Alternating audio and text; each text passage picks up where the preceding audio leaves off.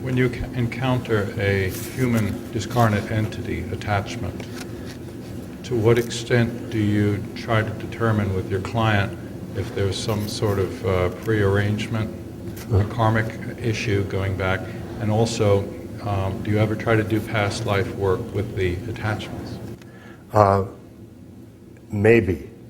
It depends on the connection between the client, the host, and the earthbound spirit. Common experience, I mean, kind of a model was, there was a male client who had an earthbound spirit attached, and the earthbound spirit had been his brother in a prior life hundreds of years ago. And they had vowed always to protect each other and be with each other.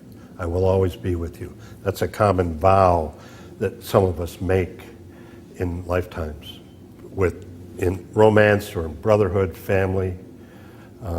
So when the brother in that life died, he attached to the client in that life. And then, so we went back to that dependency and protective relationship and brought healing to it for both of them in that lifetime. And then the brother that had attached repeatedly was free to go. So the client was no longer unconsciously holding on to the brother, and the brother didn't need to protect him anymore. Another divine presence that I use is the planning period. Planning period? Why would you use that? Because if you go back far enough in the planning period, you're in a very high divine state. There's minimal intrusion by the egoic minding of the soul that's starting to emerge prior to coming down. Okay, so there's clarity, there's usually blue, there's peace, there's I feel good inside, I have no body. And so you can use that as a resource. I often do it with clients that are not believing in reincarnation because I want to bring them an experience that'll kind of blow their minds spiritually around their concepts, but something that they might be able to, well, you know, they're in trance state, planning period, I have no idea what that is, but they're in this feeling state of, instead of the trauma that they were in at age 4 in this life, they're back in this higher state. And in effect, they're in the light, but in a place in their soul's evolution where there's clarity and connectedness inside with their own inner being, with the self. And so then I'll say now, after they've been in that for a few minutes, let's carry that back into that place of either conception, which sometimes I visit, or the womb. Notice the impact of the state of the planning period upon that event. What happens? Oh, well, my parents are getting along just fine. And there's love. And I feel safe and I feel loved, contrary to abandonment, you know. So again, there's a transmutation that takes place by using the higher state. Greg, how young can you regress a person? I think the earliest I've done is 11 or 12. And I use a whole different approach for children under that.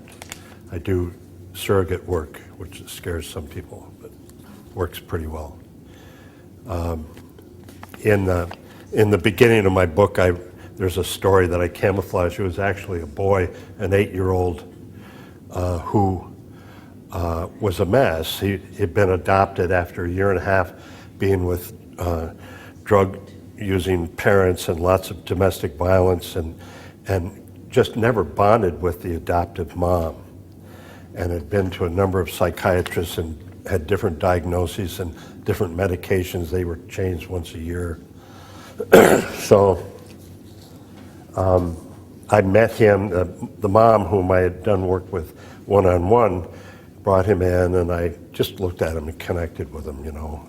And then I scheduled about a week later a remote session with a surrogate who was a friend of mine, a colleague, who was very intuitive and psychic and present and had no agenda.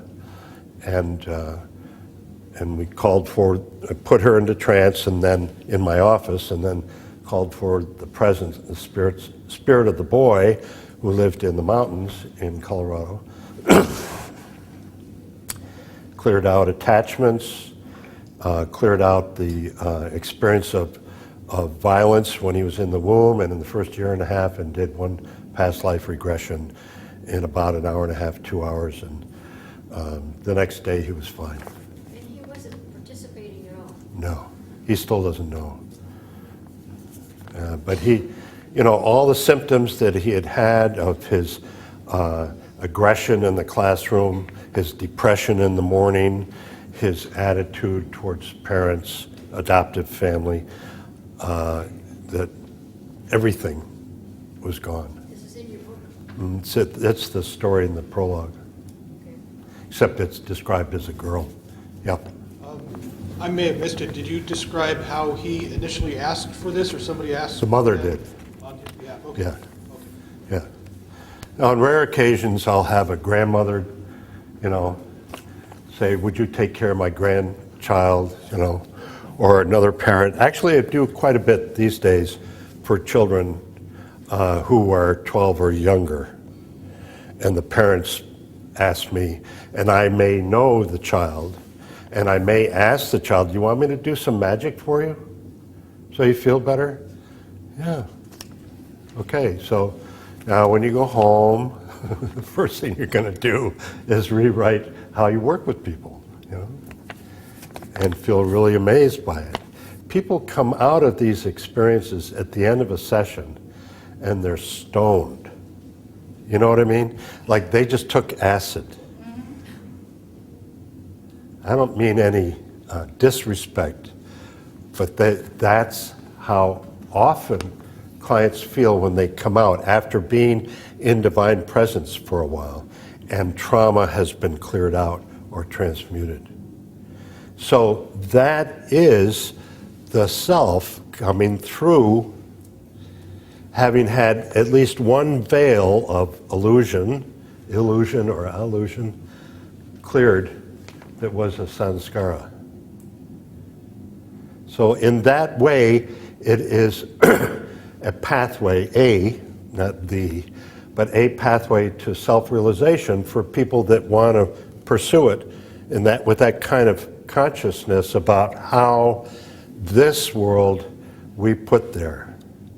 And if there's something about us in it that makes us disgruntled or angry or pissed off or rejected, it's our movie, and we can bring healing to it, and this is one way.